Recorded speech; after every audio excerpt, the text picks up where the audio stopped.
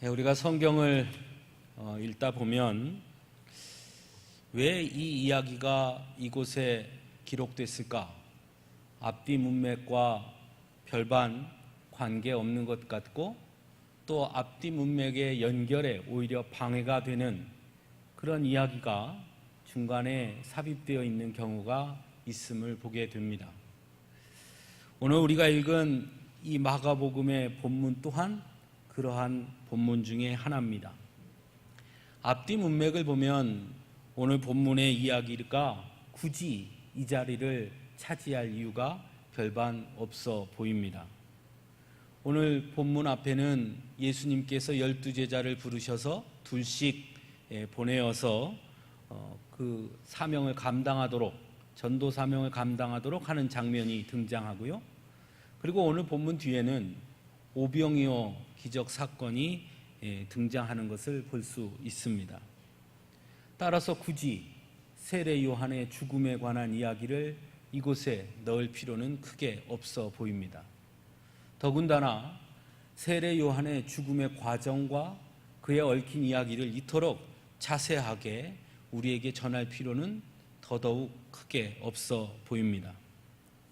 더욱이 오늘 본문의 시작에 보면 이에 예수의 이름이 드러난지라 라는 말씀으로 시작하고 있는데, 이것은 곧 그 앞에 나온 12명의 제자들이 둘씩 나가서 예수님이 주신 그 사명을 감당함으로 그 주변 모든 사람들에게 예수님의 이름이 많은 사람들에게 알려지게 되었다라는 이야기입니다. 그렇기 때문에 굳이 그 다음에 이런 세례 요한의 죽음에 대한 자세한 이야기가 들어갈 필요가 있을까 하는 생각을 해보게 됩니다. 그렇다면 거꾸로 마가복음의 저자가 이 이야기를 이곳에 이렇게 삽입해서 더군다나 세례 요한의 죽음에 관한 이야기를 이렇게 자세하게 기록한 것은 분명히 마가복음의 저자의 의도가 있다라고 볼 수 있을 것입니다. 과연 마가복음의 저자는 이 이야기를 통해 무엇을 말하고자 하는 것일까 하는 궁금증을 가지고 본문을 좀 더 깊이 들여다볼 필요가 있다는 것입니다. 먼저는 이런 궁금증을 해소하기 위해서는 마가복음에서 이 마가복음의 저자가 세례 요한을 어떻게 증거하고 어떻게 다루고 있는가를 살펴볼 필요가 있습니다. 분명 세례 요한은 다른 복음서에서도 보는 것처럼 매우 중요한 사람으로 묘사되어 있습니다. 예수님의 길을 예비한 사람으로서 예수님이 누구이신가에 대해 증언했던 사람이었고 예수님께 세례를 베푼 사람이었으니 분명 중요한 사람이었습니다. 또한 예수님의 제자들 중에도 세례 요한의 제자들이 합류하여서 예수님을 따르는 자들이 생겼고 예수님 또한 세례 요한을 가리켜서 여자가 낳은 자 중에 세례 요한보다 큰 이가 일어남이 없도다 라고 말씀하시기도 한 것을 보면 분명 세례 요한은 매우 중요한 인물이었으면 틀림이 없습니다. 하지만 마가복음에서 세례 요한을 다루는 방식은 다른 복음서에 비해 조금 다르다는 것을 볼 수 있습니다. 매우 간결합니다. 우리가 잘 아는 것처럼 마가복음 1장의 마가복음의 시작은 하나님의 아들 예수 그리스도의 복음의 시작이다라는 말씀으로 시작하지만 바로 이어서 세례 요한을 등장시키고 있습니다.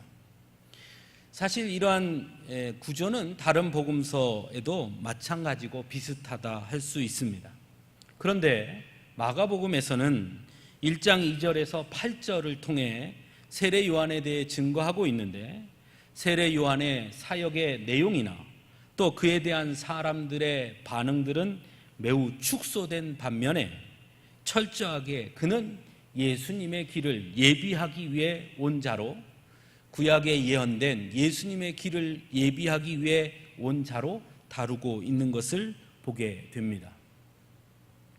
이러한 모습은 세례 요한의 탄생에 대한 이야기를 아주 자세하게 소개하고 있는 누가복음이나 또는 세례 요한의 사역과 그가 선포한 내용, 그리고 그에 대한 사람들의 반응을 자세하게 소개하고 있는 마태복음과는 매우 차이가 있다는 것을 알 수 있습니다.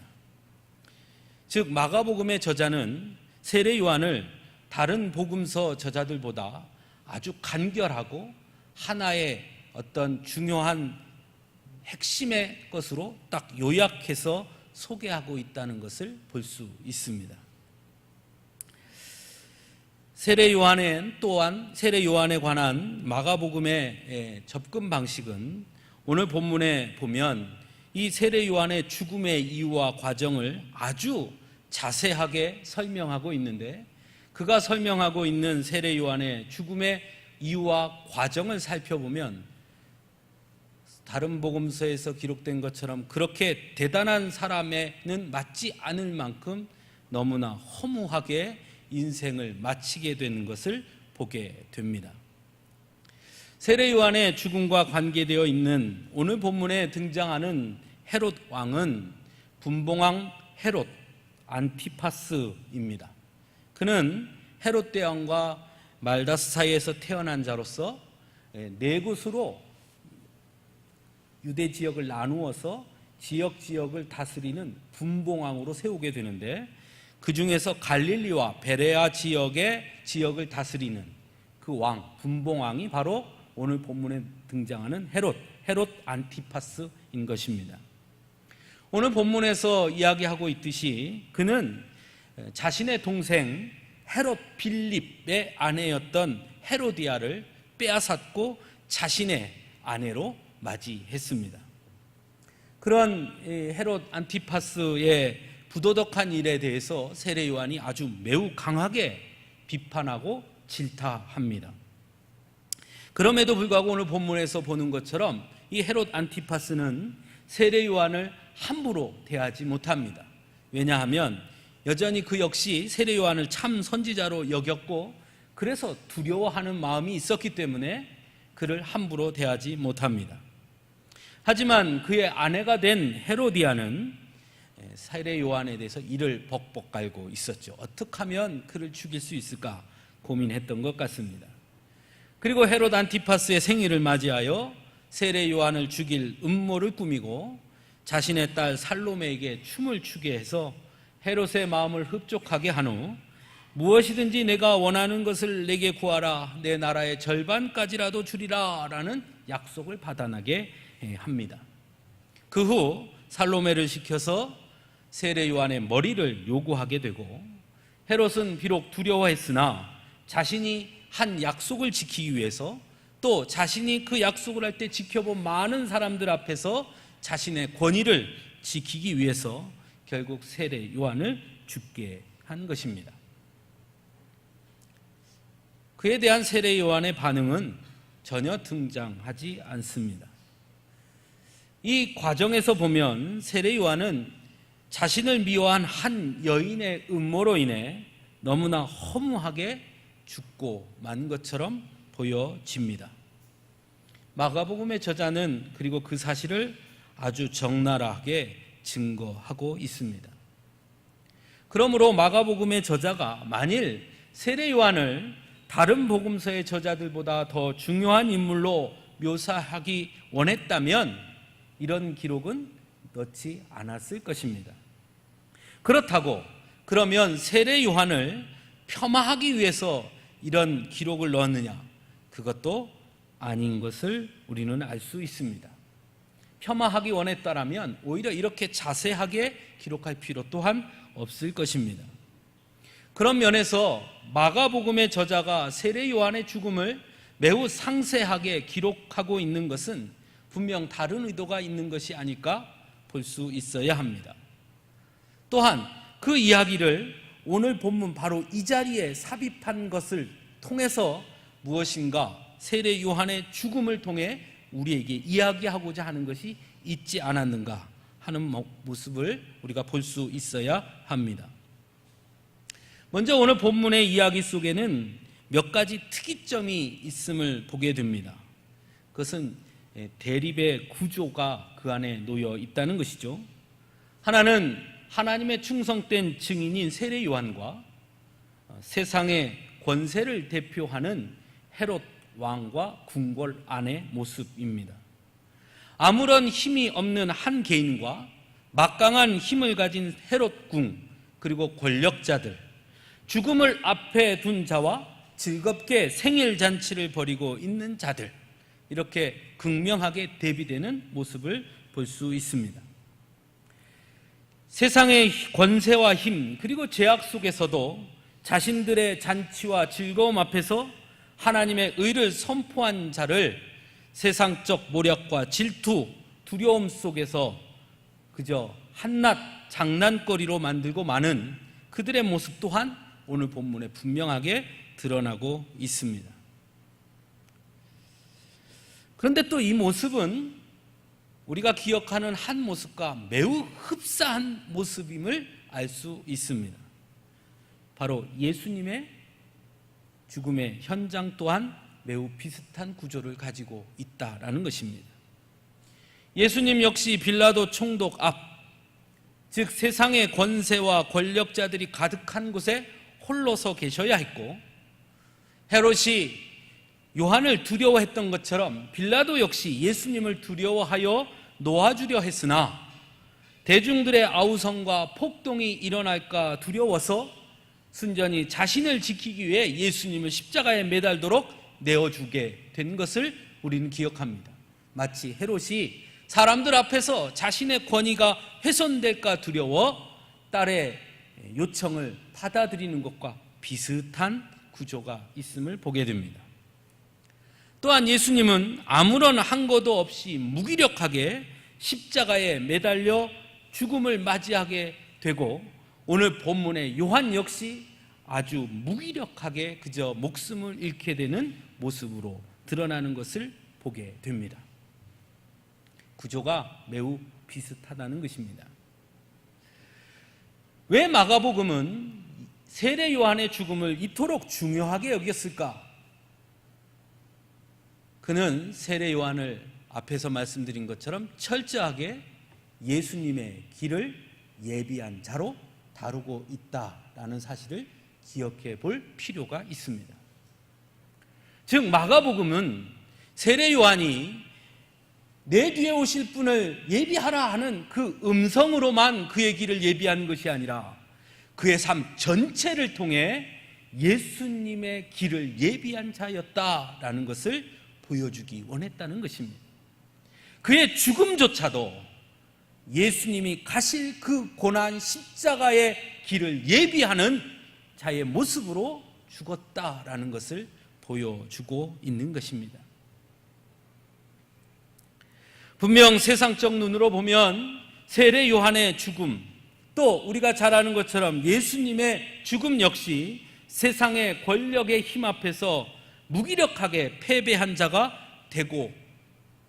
되어버린 것처럼 보이기도 하는 것이 사실입니다. 하지만 우리는 잘 압니다. 예수님의 죽음은 패배가 아니었습니다. 왜 그렇습니까? 3일 만에 부활하셨기 때문입니다. 세례 요한의 죽음 또한 마찬가지였습니다. 그의 죽음이 무기력하고 허무하고 패배자처럼 보였으나 그의 죽음은 예수님의 이름이 드러날 때 헤롯에게 그가 살아있을 때보다 더 큰 두려움을 주게 된 것을 보게 됩니다.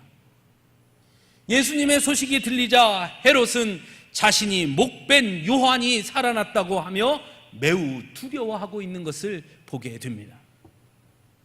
목숨을 빼앗았을지 모르나 세례 요한은 여전히 살아 있었다라는 것입니다. 패배자로 죽은 것 같았지만, 세상의 권력 앞에 허무하게 죽은 것 같지만, 결국 그는 자신을 죽였던 그 권력을 두렵게 했고 승리하게 되었으며, 그의 죽음은 곧 예수님의 등장이 곧 승리의 등장임을 알리는 시작점이 되었다라는 것입니다. 예수님의 죽음도 마찬가지였죠. 십자가에 달려 죽으셨을 때 철저한 패배자의 모습처럼 보였으나 부활하심으로 세상 권세를 완벽하게 이기셨고 완전한 승리자가 되신 것 아닙니까? 이처럼 마가복음의 저자는 세례 요한은 철저한 예수님의 길을 예비한 자였음을 증거하고 있습니다. 자신에게 부여된 사명, 예수님의 길을 예비하는 자로서의 사명을 감당한 자로서 세례 요한을 마가복음의 저자는 강조하고 있습니다. 이런 세례 요한의 삶을 들여다볼 때 오늘 살아가는 우리들에게 매우 무거운 질문으로 다가오는 것을 느끼게 됩니다. 과연 우리는 하나님께서 우리에게 맡겨주신 사명을 어떻게 감당하고 있는가 하는 질문 말입니다. 참으로 무거운 질문이지만 결코 회피할 수 없는 질문입니다. 하나님의 사명을 부여받은 사람이라면 마땅히 그 질문 앞에 자신을 세워 대답할 수 있어야 합니다. 우리는 잘 압니다. 하나님께서 부여해 주신 사명은 대충이 없고 어느 때까지 또는 얼마만큼 적당히가 없다는 것을 말입니다. 하나님이 우리에게 주신 사명 앞에 우리는 전적으로 순종하고 감당해야 한다는 것도 우리는 잘 압니다. 그래서 사명자의 길은 무겁고 두려운 길이며, 그래서 하나님 앞에 날마다 엎드리지 않고는 감당할 수 없다는 것도 우리는 잘 알고 있습니다. 성경의 위대한 사명자들 또한 모두 그러한 모습이었습니다. 하나님의 부름을 받았을 때 그들은 두려워했고 될 수 있으면 감당하지 않으려고 했습니다. 왜냐하면 그 길이 대충 할 수 있는 길이 아님을 알았기 때문입니다. 하지만 과연 우리는 지금 그렇게 하고 있는가 하는 질문을 하게 됩니다. 하나님이 우리에게 부여해 주신 사명이 과연 나의 삶을 지배하고 있는가? 아니면 나의 삶이 먼저고 하나님이 주신 사명은 할 수 있는 만큼 또는 하고 싶을 때 하는 식의 부차적인 것이 되고 있지는 않은가? 그래서 주신 사명을 위해 기도하기보다는 나의 삶을 위해 더 많이 기도하고 있지 않은가? 마가복음의 저자는 주의 길을 예비하는 자로서 죽음의 자리까지도 그 사명을 감당했던 세례 요한을 통해 오늘을 사는 우리들에게 매우 진지하게 질문하고 있는 것은 아닐까? 여러분의 대답은 무엇이라 하시겠습니까? 말씀을 준비하면서 이 부분에서 참 많이 두렵고 떨렸습니다. 저 역시 대답할 수 없었습니다. 사랑하는 성도 여러분, 여러분들은 대답할 수 있기를 바랍니다. 또 한 가지, 오늘 본문이 왜 여기에 들어가 있고 마가복음의 저자가 이 본문을 통해 우리에게 무엇을 얘기하고자 하는가, 그 의도를 알기 위해서 또 한 가지 우리가 생각해 볼 것이 있습니다. 그것은 바로 앞뒤 문맥을 다시 한번 곰곰이 살펴보는 것입니다. 오늘 본문의 내용의 앞뒤 문맥을 보면 마태복음과 누가복음과는 다르게 이 마가복음의 저자가 이 사건을 접근하고 있음을 보게 됩니다. 마태복음에도 세례 요한의 죽음에 대해서 기록하고 있습니다. 마태복음 14장에 등장하게 되는데, 그런데 마태복음에는 오늘 본문의 이 세례 요한의 죽음의 사건 앞에 예수님께서 고향에서 배척받은 일을 기록한 후에 예수님의 죽음을 말하고 있습니다. 즉 예수님의 고난과 세례 요한의 죽음을 연결시키고 있는 것이죠. 또 마태복음에는 마지막 부분에서 요한의 제자들이 시체를 가져다가 장사하고, 오늘 본문에 그렇게 되어 있죠. 장사하고 마가복음에는 없는 내용이 들어가 있는데, 요한의 제자들이 시체를 가져다가 장사하고 예수께 아래였다라고 기록하고 있고, 그 뒷부분에 바로 오병이어의 기적을 기록하면서도 예수께서 들으시고 배를 타고 떠나사라고 기록함으로써 세례 요한의 죽음과 예수님의 사역이 매우 밀접한 관계를 가지고 있음을 의미하는 것으로 세례 요한의 죽음을 이용하고 사용하고 있음을 볼 수 있습니다. 누가복음은 또 조금 다릅니다. 누가복음 9장에 등장하는데 세례 요한의 죽음에 대한 이야기, 이 얽힌 자세한 이야기는 생략되어 있고 그냥 아주 간단하게 세례 요한이 죽었다 이렇게 기록되어 있고요. 오늘 본문 앞에 있는 예수님께서 12제자를 둘씩 보내신 장면 역시 그 앞에 등장하고 있음을 보게 됩니다. 그런데 마가복음에서는 예수님께서 12제자를 둘씩 보내신 장면을 매우 강하게 강조하고, 그 다음에 본문 내용 이후에 6장 30절에 보면 사도들이 예수께 모여 자기들이 행한 것과 가르친 것을 낱낱이 고했다라는 기록을 하고 있습니다. 그 사이에 세례 요한의 죽음이 기록되어 있습니다.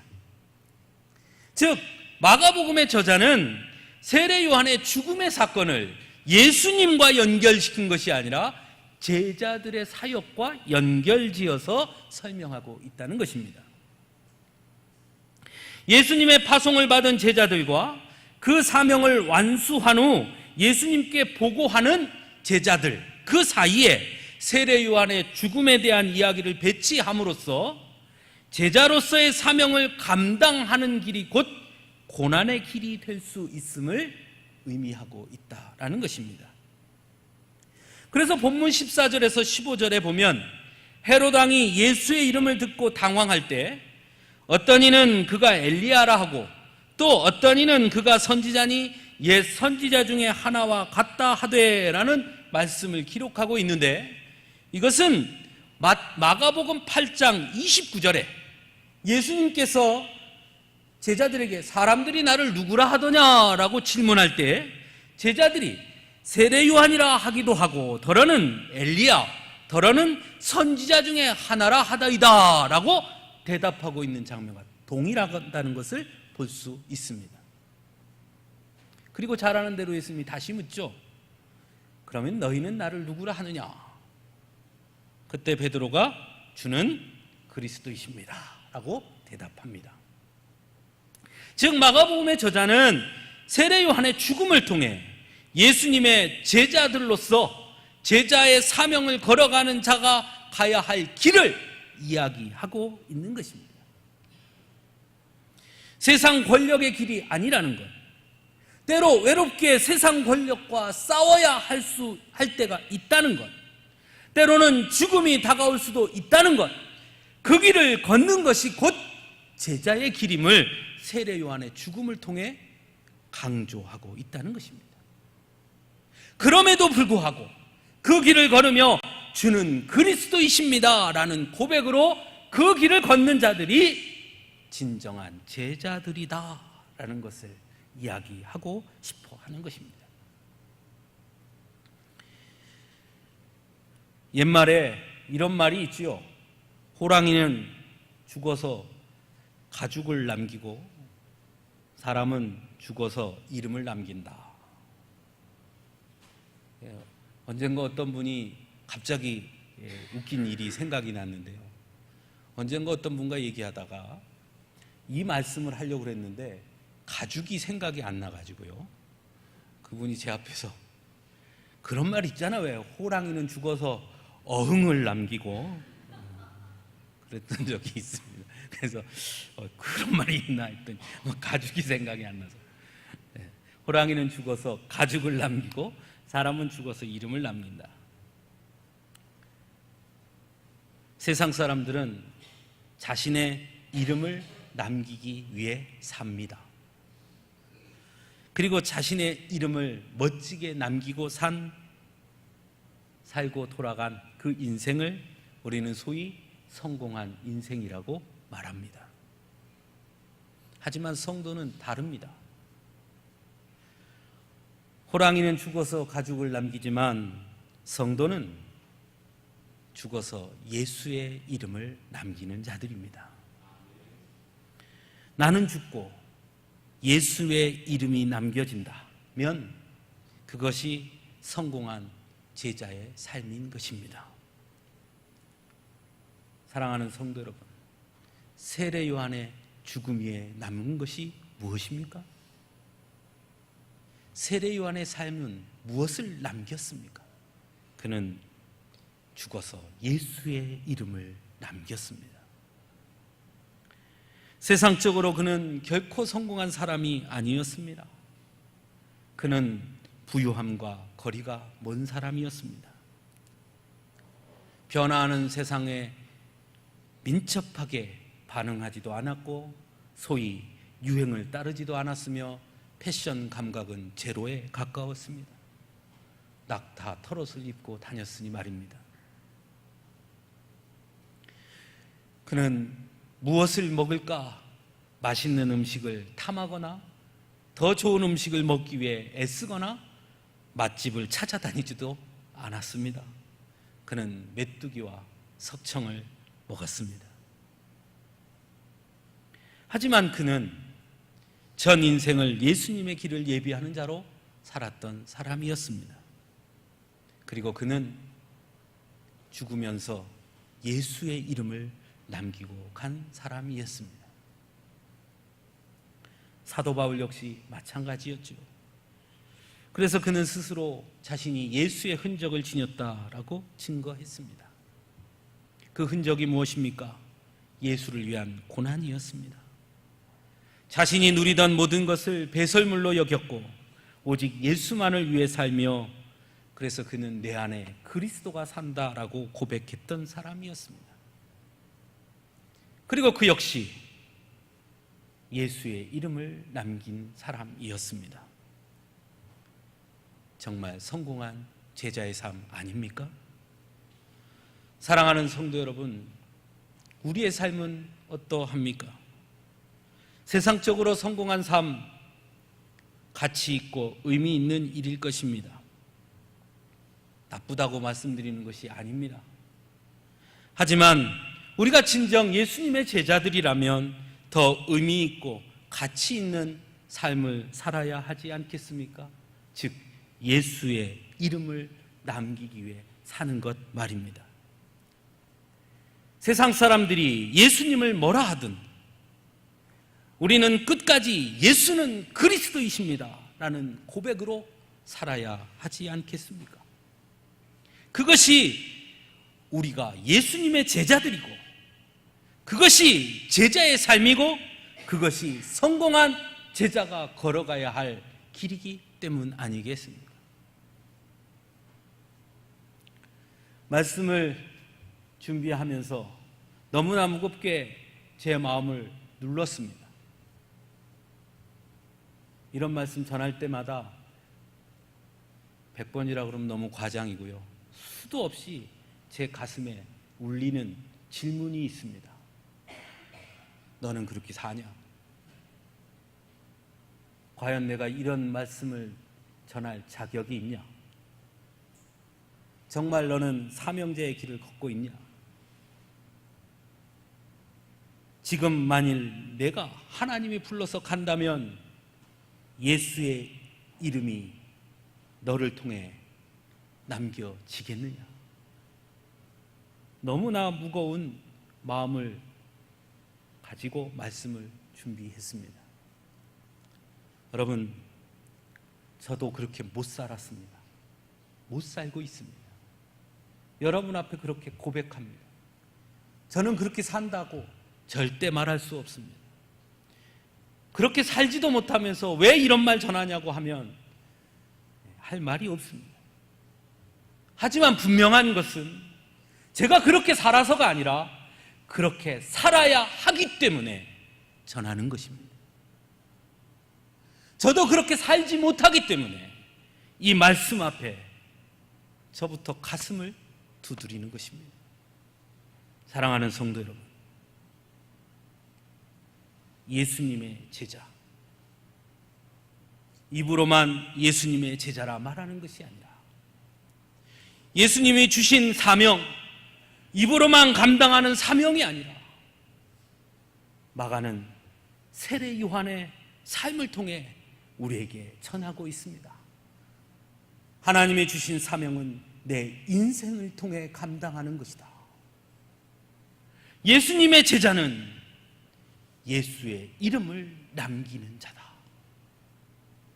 사랑하는 성도 여러분, 우리 함께 그 길을 걸을 수 있기를 간절히 원합니다. 지금까지, 아니 앞으로도 우리의 힘으로는 그 길을 걸을 수 없을지 모르지만, 그러니 더욱 우리 하나님 앞에 매달리고 나의 부족함과 연약함을 고백하고 하나님이 주시는 힘으로 그 길을 걸을 수 있기를 간절히 원합니다. 그래서 우리가 찬송하지 않습니까? 주여, 나는 매일 넘어집니다. 주여, 나는 매일 실패합니다. 그러나 주께서 이루실 완전하신 그 하나님을 찬송합니다. 우리 그렇게 찬송하지 않습니까? 우리 모두 그 주님을 붙잡고 완전하신 하나님을 의지하고 걸을 수 있기를 간절히 바랍니다. 그런 의미에서 우리 완전하신 하나님, 우리 지금 찬송하겠습니다. 주는 완전합니다. 함께 찬송합니다. 우리 가사를 생각하시고 또 정말 하나님 앞에 고백하는 마음으로 우리 찬송 함께 찬송하겠습니다.